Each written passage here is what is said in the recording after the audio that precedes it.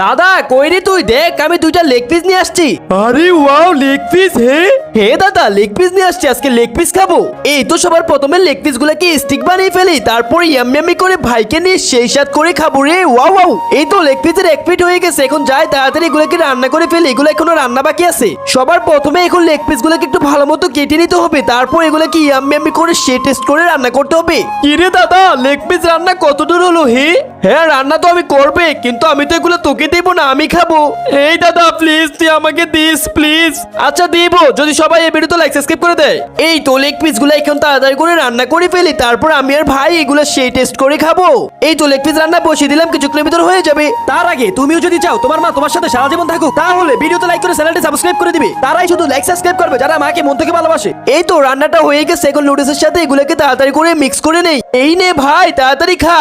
দাদা তোকে অনেক অনেক থ্যাংক ইউ। ওয়াও আমি খাই। হ্যাঁ খা।